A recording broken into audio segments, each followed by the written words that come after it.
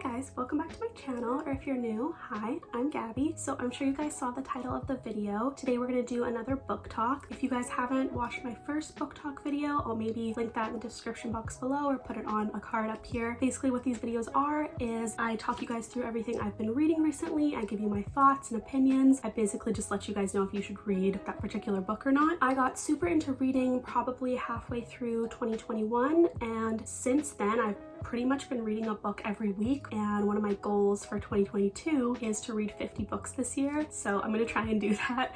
I've been doing good so far. Yeah, I love reading so much and I love filming these videos. I think it's just great to talk about books. So my first book talk was very long because I covered so many books. This one's gonna be a little bit shorter. I have 6 books here to talk about. I think that's everything I wanted to mention. We can get into the video now and start talking about the books. So the first book I'm gonna mention is probably one of my favorites I read last year, probably one of my favorite books I read in 2021. It is Daisy Jones and the Six by Taylor Jenkins Reid. I love Taylor Jenkins Reid. Let's just get that out of the way first. She's probably my favorite author at the moment. Everything I've read by her has just been fantastic. The woman can do no wrong in my eyes. Her character development in her books blows me away every time. I just fall in love with all the characters she writes. This book does get a lot of hype. I had heard a lot about it and that's why I picked it up. It was really worth the hype. Like I said, this is one of my favorite books I read in 2021, and this is a book that I would definitely reread, and I think this is always going to be a favorite for me. So I'll give you guys a little bit of the plot, a little bit. I don't want to spoil too much, but I wrote some, not summaries, but kind of a little synopsis about each book to give you guys a little bit of info. So I'll read you the one for Daisy Jones and the Six. So this book follows a fictional rock band in the 1970s as they rise to fame in the LA music scene. It reveals the highs of their success and the mystery behind their infamous breakup. It sheds insight into Hollywood's rock and roll era, life on the road, and all the realities that come with fame. For the writing, it's entirely written in character dialogue, interview style. I don't know if I explained that well, but basically the entire book is interviews. I found that part so fun because there'd be the odd time where in a certain scene, one character would remember a scenario completely different than the other one, and they would be contradicting each other, and it would just be funny to see like how people remember things. And like that happens in real life. Sometimes I'll talk to my friends about like a certain moment in our lives and we'll both remember parts of it completely differently, and you know, everyone has a different perspective. So I found that really interesting. It also made this really fast-paced and easy to read. It was really easy to comprehend, and I think because of that format, you just fly through this book. That's what I did anyway, and yeah, I just really liked that. I thought it was really unique. I've never read a story where it was formatted like that. So I'll read you some of the things that I wrote in my book journal that I liked about the story. So I said, the storyline and atmosphere the author created was so authentic and complex, it was hard to believe it wasn't real. It was upsetting to think that all the characters in this book were fiction. Everything felt so believable. Reading this and knowing that Daisy Jones and the Six was not a real rock band in the 70s was really hard to wrap my head around at times, honestly. It just felt so real. Like there's songs in this as well, and it's just like, how are these not real songs? There is going to be a TV show based on this, which I am so excited about. I can't wait to see that. I really hope it doesn't ruin it and they do a really good job. There's so much potential in this story to make an amazing TV show, so I can't wait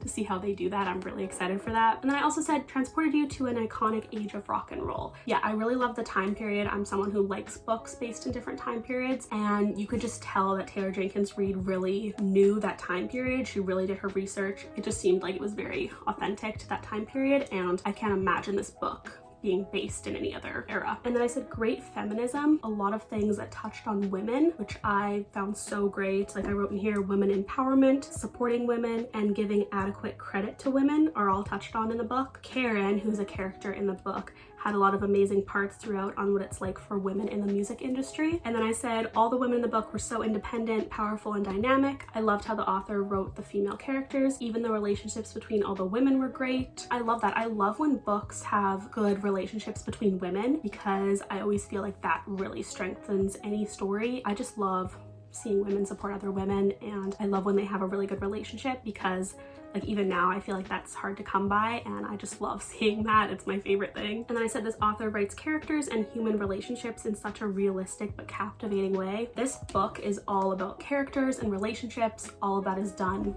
so well. And then I said, loved how there was a lot of focus on the drama and strains within the band and how that affected their relationships with each other. It's so common and pretty much inevitable that bands split up eventually, and a lot of people from the outside can't understand why, especially when the band is very successful. This book shed a light on the realities and difficulties of being in a band and working together creatively. I think it did that amazingly. It showed all of those struggles. Even when bands break up now, people are like, oh, but they were so successful, they were doing so well. It's like, yeah, but you don't know what goes on behind closed doors, and this book did a really good job at kind of going over all those things. And I said, loved the honesty and rawness when talking about the painful reality of addiction. Was written in an honest but sensitive way, was never glamorized or misrepresented. Also felt like it carried a sense of hope for anyone reading that could be struggling with addiction. So yeah, I'll do a trigger warning for addiction on this one, be aware of that. Like I said, it is spoken about in a really tasteful way. And then I said the music. Did the author seriously write all these songs? Yeah, there's songs in this book, and I'm just like confused if Taylor Jenkins Reid wrote those or if she like brought in someone to write those, because like being an author and a songwriter, not the same thing. Yeah, the songs in here just made me question how this isn't an actual band. Something else that I loved about this book was I've never read a fiction book where it had so many lines and like quotes, I guess you could say, that are like applicable to real life and that I read and I was like, we need to go back, we need to read that again. It was just amazing, some of the lines in here. I can't tell already, I love this one. I would give it 5 out of 5. I think I gave it 5 out of 5. Yeah, 4.8 out of 5. I never give books 5 out of 5. I just like can't do it. I would definitely recommend it. I would recommend it for sure if you love music and different time periods as well. You'd really love this, but honestly, I think anyone would enjoy this. You'll fly through it too because it's interview style. Like I said, it's so good. Definitely read this one. All right, and then the next book I read is Ugly Love by Colleen Hoover. This one I was not a fan of, surprisingly. I know this book gets a lot of love and a lot of hype on TikTok especially. Before reading this one, the only book I'd read of Colleen Hoover's was It Ends With Us, and I loved that one, so I really thought I would enjoy this. I just didn't really understand the hype with this one. I felt like a lot of parts of this book were kind of problematic, if I'm gonna be honest. Like I felt like some of it was a little toxic and I didn't think it gave the best message, which maybe it doesn't try to, but I just didn't think it was a very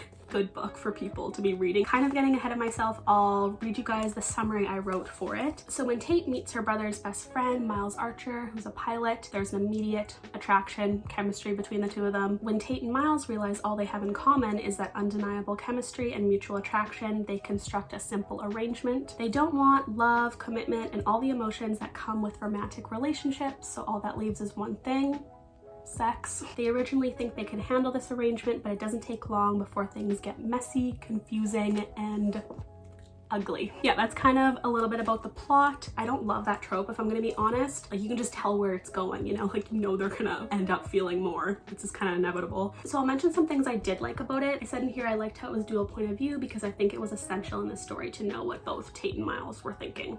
So I liked that, how it went back and forth. And then I also said it was addicting and I didn't want to put it down. That's one thing I should mention about this. I flew through it. I read this in like a day or two. It was really addicting, but I don't know if I really love elements of the story and I didn't really love the characters. The main thing with this book is Tate was the main character. It felt like Miles, her love interest, was the main character because his character was so much more developed. You knew so much more about his life and his trauma. And I was like, well, what about what happened in her life? Like you don't really get much of Tate's past where it tells you a lot about Miles, and I just felt like that was weird. It should have been more even, or Miles should have been like the main character, in my opinion. And then I have what I didn't like about it.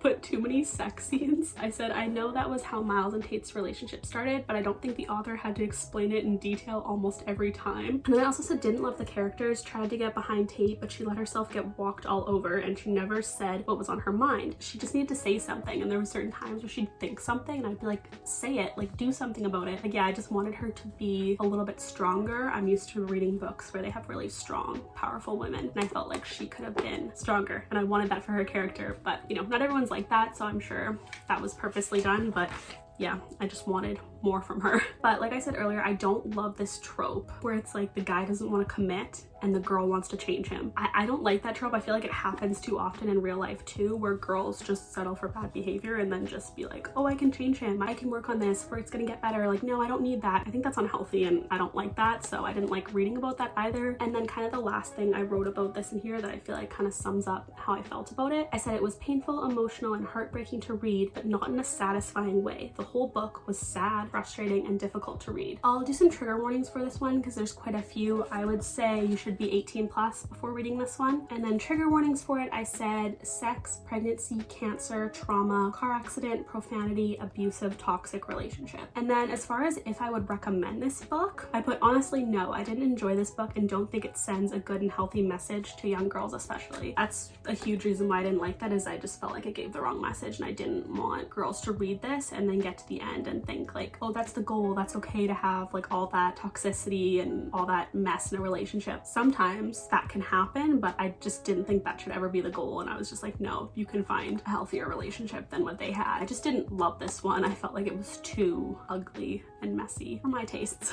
All right, and then next book is another Taylor Jenkins read. This is The 7 Husbands of Evelyn Hugo. This book is so talked about. I feel like everyone's read this book. There's a reason for it. This book is so good. It was so worth the hype. I was so impressed with it. Like I said, pretty much anything by Taylor Jenkins Reid I love. I haven't read anything by her yet that hasn't been really good and hasn't impressed me, so I'll read a little bit about the book. The 7 Husbands of Evelyn Hugo is a historical fiction novel that tells the story of the old Hollywood movie star Evelyn Hugo. After being out of the spotlight for many years, Evelyn is finally ready to reveal her truth and give her life story. When she chooses unknown journalist Monique Grant for the job, everyone is shocked, including Monique herself. Why would Evelyn want her story told now, and why did she choose Monique? So that's a little bit about the story. I feel like as soon as you read the title and you read 7 Husbands, you just kind of judge, right? Like I did. Even I was like, 7 husbands, like how did she have 7 husbands? I immediately judged Evelyn's character going into this, and what I thought she would be like was completely different. So I'll read you some of the things that I loved about it. So I said how the author described the golden Hollywood era. It was captivating, glamorous, sexy, but also ruthless and corrupt. That's something I love about Taylor Jenkins Reid's books.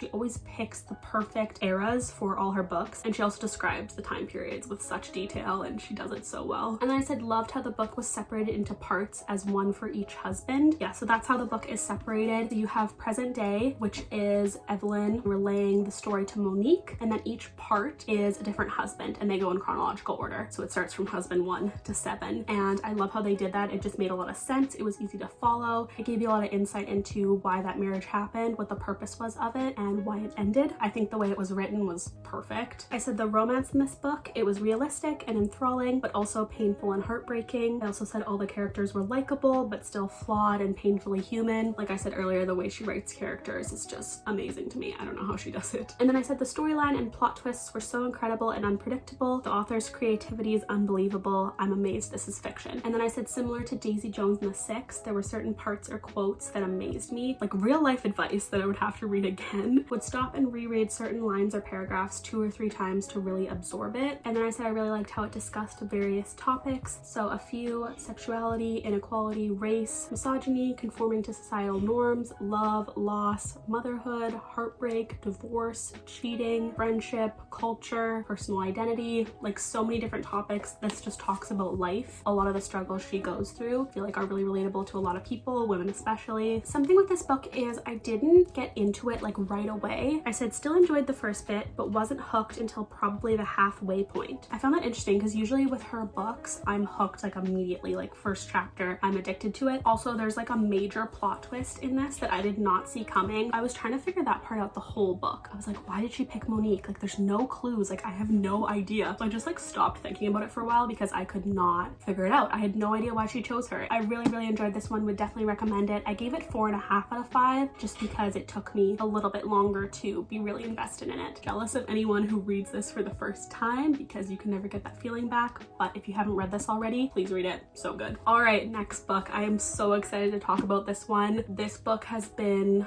one that I haven't stopped thinking about since I finished it. Even though I read it months ago, it still consumes me. Like I just can't think about it for too long anymore. This is another one that was one of the best books I read in 2021. Verity by Colleen Hoover. If you have not read this, read it. Oh my god, this book was such a mindfuck.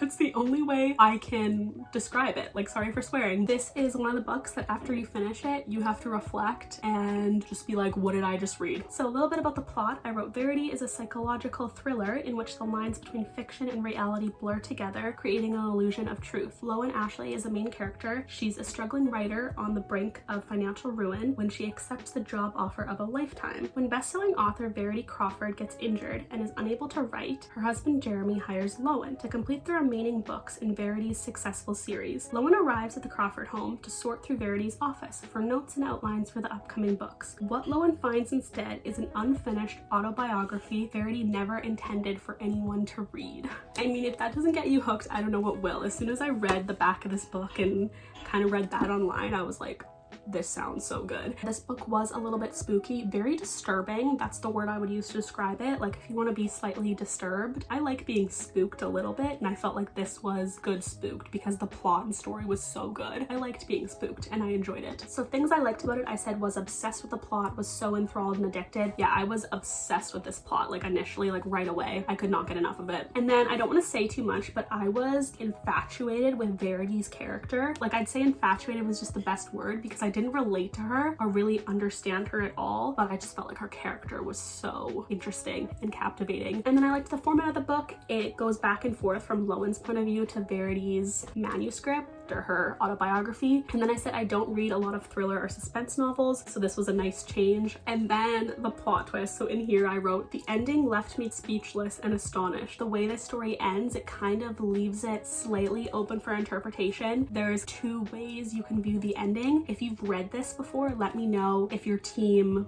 note or team manuscript. I'm team manuscript. There's no way it can be the other way around, just because I couldn't go back and change how I was perceiving the entire story. I don't know, that's just my opinion, but let me know what team you are down below. Similar to this book and Daisy Jones and the Six, I'm so jealous of anyone who gets to read this for the first time, because I could reread it, then you just know what happens and it's not the same. You're not going to get that first read feeling again. And then for what I recommend, of course I would recommend it. I wrote yes, absolutely, especially if you're a fan of psychological thrillers with some romance thrown in. Also, if you like being a little disturbed and spooked. And I gave this book 5 out of 5. I don't usually throw around 5 out of 5s, but 5 out of 5. So good. So the next book I read was The Silent Patient by Michaelides. I'm not sure if I said his last name correct. Probably not. I probably butchered that. I really enjoyed this one. It was really addicting. I flew through it. I read it so quickly. I'll give you a little bit about the plot. The Silent Patient is a psychological thriller that follows Alicia Berenson, a former painter living with her husband Gabriel in one of London's most desirable areas. Alicia's life is seemingly perfect, which is why everyone is shocked when one evening Gabriel returns home late from work and Alicia shoots him 5 times in the face and never speaks another word aloud again. Alicia's refusal to talk or communicate in any way turns a domestic tragedy into a mystery that captures the public's imagination. Alicia is admitted into a secure forensic unit in North London where she meets Theo. Theo is a criminal psychotherapist. His determination to get her to speak and unravel the mystery of her motive utterly consumes him and changes his life. As soon as I read anything similar to that online, I was immediately hooked and I was like, I need to read this. This sounds so good and very different from a lot of the other books I read. So things I liked about it: intrigued right from the start. This was super easy to get into. If you're in a bit of a reading slump and you need a page turner, this one was that. It was very addicting. And then I said never felt like I knew how the story would end. So unpredictable. The plot twist seems obvious once you read it, but I never guessed it before reading it. It's set up so well throughout the story, but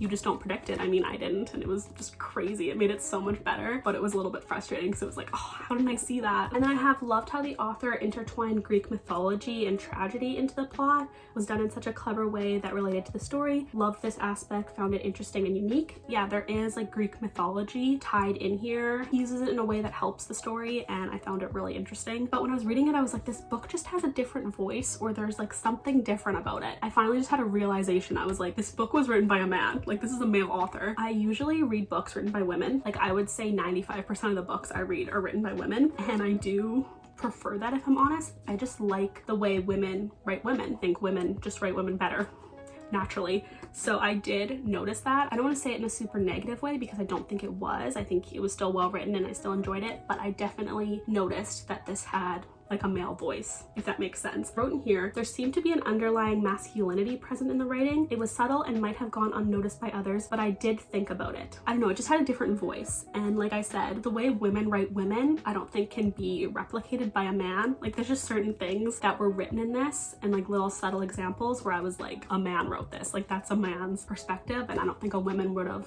written it that way. I don't know if I'm making sense at all when I'm explaining this. All the patients were women with male therapists, and there was no strong women characters. Like, there were women characters obviously, but they weren't written very strongly in a sense, and even just the way Alicia was written, you could tell a male wrote it. In my opinion, I definitely noticed a difference, but like I said, the majority of books I read are by female authors, so maybe that's why I noticed a difference. And then something else I also wrote was it actually set in England? Felt like I forgot at times that these characters were supposed to be British. Yeah, when I was reading this, I would completely forget that it was based in England, in London. The dialogue, they didn't sound British at all. Yeah, they seemed very American in my opinion. So would I recommend this book? Yes, absolutely. Just as long as you're okay with those like disturbing, gory elements, because there is like violence in this book and there is some like gory elements. Maybe I'll do some trigger warnings, honestly. That wouldn't be a bad idea. So for trigger warnings, murder, suicide or suicide attempts, self-harm, violence, cheating, gore, stigmatizing mental health, sex, sexual assault, racism, abusive parents. If you're okay with those topics, then I would recommend it. And then for rating, I did 4 to 5 stars. All right, this last book I'm going to run through pretty quickly because it was honestly pretty forgettable. I didn't love it. It is Window Shopping by Tessa Bailey. So I had heard quite a bit about Tessa Bailey. I do have her other book. I think it's called It Happened One Summer. I haven't read that yet, but I've heard a lot of good things about it. And I just heard she writes really good romance books. And I honestly picked this up to read around Christmas time. The cover looked so charming, so festive. I was just like, I want to read a charming, cute, wholesome Christmas book. This is not wholesome. This 18 plus. This should be like R-rated. It should not have this charming of a cover because it's very misleading. There's a lot of sex in this book,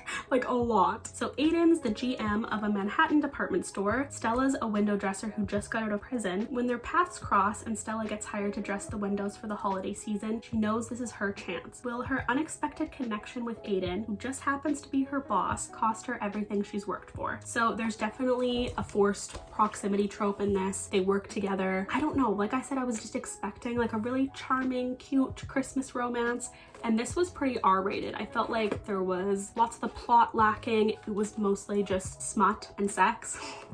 Which I'm not a fan of. I obviously like a lot more going on in the plot. I'll mention some things I liked about it. So I liked how it was the grumpy sunshine trope, but the main character was grumpy and the love interest was sunshine. That's a nice switch up. I feel like it's usually the other way around. And then I said it did feel festive and cozy. The epilogue was cute. I liked seeing Stella pursue her dreams and get her life back on track. And I said loved how it was set in New York at Christmas time. That was like the main reason I wanted to read this. Also don't love like workplace romances a lot. I feel like sometimes they can just be inappropriate, and I don't know, I go back and forth on that. Like if you guys have ever watched The Morning Show, they kind of explore that topic a lot, and it kind of just makes me wonder, is that ever appropriate, and should you ever date someone that you work with? I don't know, that's definitely an interesting topic for discussion. And then I also said not enough character or plot development, too predictable and boring, didn't feel connected to the characters or the plot at all really. This was like entertaining enough to keep reading and I didn't like DNF it. Just wasn't great, like I wouldn't recommend it. Also the like smut was so much and it was just like catching me off guard. Like I was reading this at work and I would like get to a certain page and I'd be like worried that like someone was gonna like see what I was reading behind my shoulder, because I was just like, trust me, this is not what I thought I signed up for in this book. I'll do some trigger warnings: sexual content, toxic friendship, confinement, incarceration, gun violence, panic attacks, gaslighting, emotional abuse. Yeah, I wouldn't recommend this one. I didn't enjoy it enough and I only gave it 1 out of 5 stars. All right, so those are all the books that I wanted to mention today. Thanks so much for watching. If you stayed until the end, let me know if you guys have read any of these books, your thoughts on them. I always take book recommendations. Put any of those down below. And yeah, I will see you guys in my next video. Bye. I'm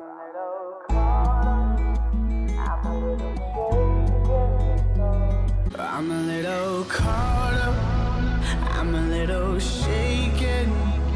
You are that someone, I could make a mistake, but